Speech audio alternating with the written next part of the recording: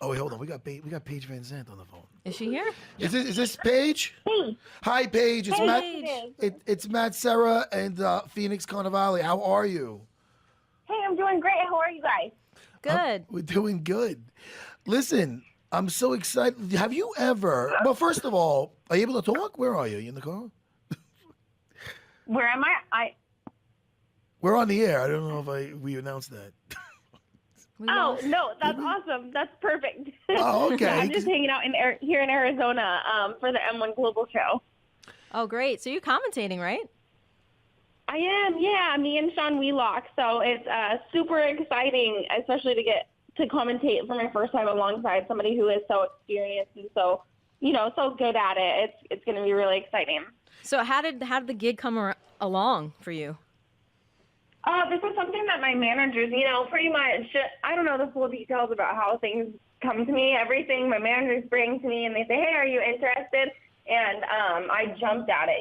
This is something that's so exciting to be able to showcase, my MMA knowledge, behind the mic. It's something I've always wanted to do and kind of direction I hope my MMA career continues to go when I do decide to retire. But it's something I think is so awesome because you can do this at the same time, concurrently with having a successful MMA career. We've seen Daniel Cormier, Dominic Cruz, Paul Felder, all these guys who have had so much success in the cage and then also get to do these commentating roles. So I do it as well. There's not enough women that do it, so it's really cool to see you in there. How do you practice? What's your practice like when you're gonna commentate? Oh gosh, the one thing that I did do is when my husband was sparring, I kind of talked through what was going on, and I watch him spar every day.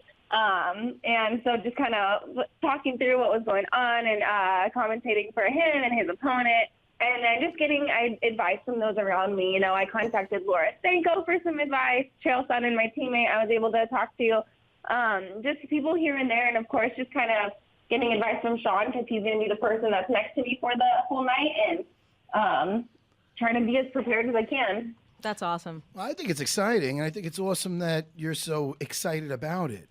But let me tell you what I was excited about, and we were just watching it before we got on the phone with you, was your last fight. And I should have started with saying congrats on an amazing fight with Rachel Ostrich. Ostrich. He said ostrich. Oskovitz. That's what I said. Yes. Listen, Rachel's so dangerous, and that was a great fight. And I am such a jiu-jitsu man at heart, and I just love the chess match down there. I want to know, how much jiu-jitsu are you doing? Because first of all, you always had a killer instinct, and it's one thing when you're the hammer, but Rachel was doing so many things right, and she was putting you in very, very bad positions where one wrong move and you're in a worse position, and you had to be calm in there. So I want to know, how much time are you working your jiu-jitsu? Oh, I'm working a ton. My head coach, Fabiano Schoner, is a legend in the jiu-jitsu world, and I'm training out of a Gracie Academy right now. And it's just been, a huge, huge, huge focus of my career, training alongside such amazing people. I am slowly, I feel like I've always had that tough thing for me. I've been tough my whole life, but now I feel like I am finally rounding out as a fighter where I have the technique to back it all up. I feel like early in my career, I beat people who were better than me just because I'm tougher. And now the toughness will forever stay with me, but the technique it's getting, up to par with everything. And, I see all my injuries as they were setbacks as far as my timeline for fighting, but they've given me the time to step back and really look at my fight game and say, all right, I have to slow down. Let me work on just technique. Let me slow everything down. So that's kind of what I've been doing for all my little arm injuries. But it was awesome to come off of such an amazing win over Rachel, then get Sports Illustrated, now get this commentating role, and I'm still hoping to fight this summer. What was so impressive with that fight is not only you being calm, weathering that storm that Rachel was putting on you, is that you seized a moment in that fight, and you never let Rachel gain any ground back. And that's what I noticed, and that's what I thought was so awesome. You were always a step ahead once she did the failed back take. Which, I mean, listen, the old saying, and a lot of people could argue it, and there's different cases where you won't do it, but hooks first, choke second when you're trying to take the back. And especially MMA, it's so slippery, you know? So when she lost that back take, you just were just on her. That's when the technique really showed. That's when I'm like, oh, man. Because a lot of times, a person will get on top just to lose that position for going for a submission too soon. So it showed that you were doing that in the gym. You were maintaining that top position and then securing the position and then getting the submission. And fights are won in those transitions too. And like you were just calm and comfortable through each and every transition. And I think that people misread toughness. They think toughness is to come out all aggro, and the calmness is really what secured that armbar for you. It really is, yeah. And, you know, Rachel, I feel like she had the perfect game to beat me. She really did. She studied me well. I'm still working on getting better off of my back, but once I get on top of people, that's where I capitalize. I have a really, really good top game, and that's something that I've always had a lot of success with. And then the other thing my coaches tell me is I am, one thing they don't ever have to worry about is me getting punched in the face. I'm one of those girls that and anybody in the gym, you know, you'll see men get punched in the face and they get really mad and they come forward and their game gets a little sloppy. They come forward with aggression. I get hit in the face and it doesn't faze me. It's something that, you know, that toughness comes in where you can take damage and it has no effect on you whatsoever, and being able to capitalize afterwards is kind of where I shine. So I'm so happy with my performance. Of course, I'm picking it apart, and I do feel like I had some ring rust coming off of my two arm surgeries, but I'm so excited that, you know, I'm going to be able to keep this momentum up. Even though I hurt my arm one more time, I'm still going to be able to fight relatively soon.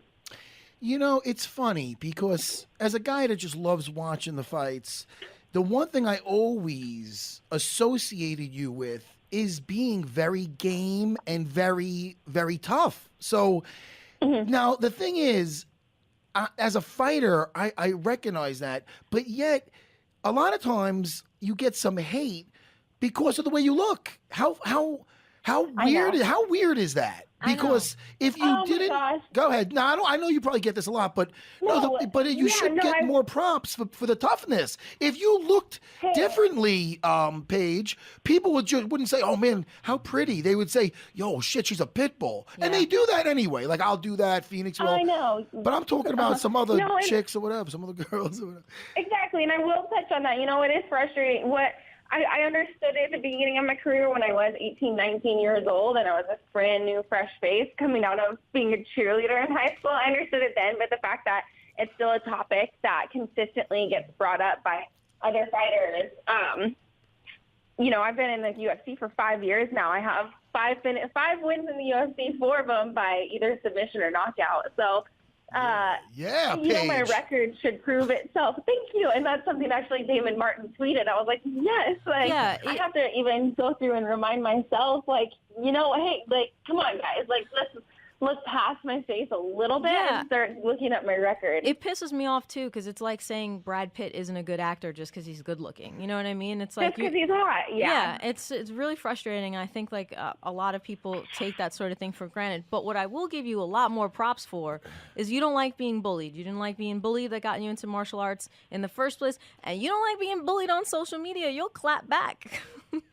I do, and that's something that I've been doing lately. You know, it was in the beginning of my career, holding my tongue and letting my career prove itself, and just proving, you know, that I had the toughness. And now I've done that, so I do get to stand up for myself and say, listen, I have this track record. I've done these things, and I've had a lot of success because of my athletic ability, not because of a specific way that I look.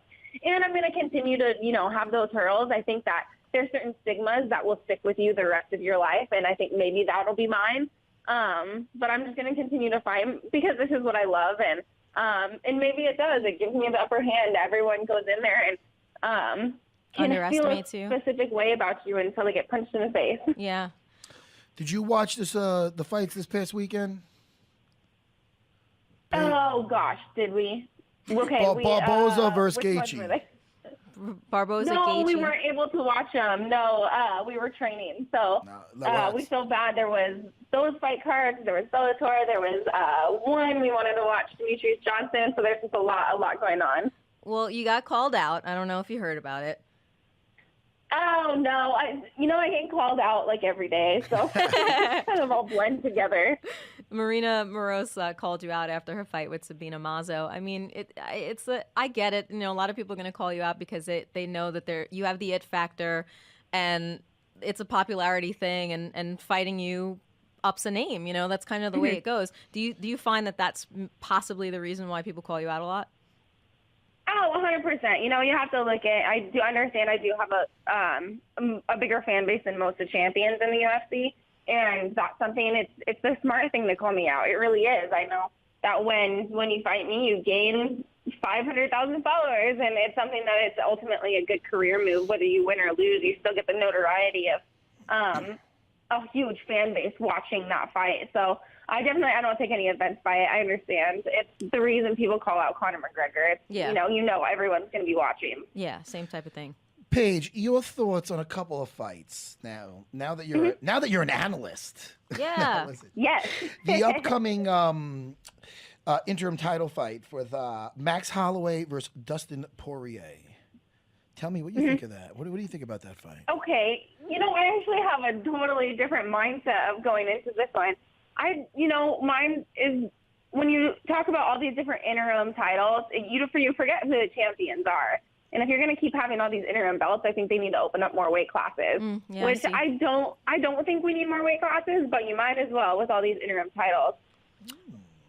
So let's kind of flex your commentary muscles. What about Gastelum versus Adesanya? Wait, hold on 1 second. So wait, who do you think is going to win that fight, though? Did you even? I know you don't like the. She didn't win that fight. Did she say? No. No. No, I didn't. Can you say? No, I'm going to play the fence on that one. Okay. My analyst doesn't come in. You're like, you got to pay me if you want. I studied the fighters on this card coming up. Okay.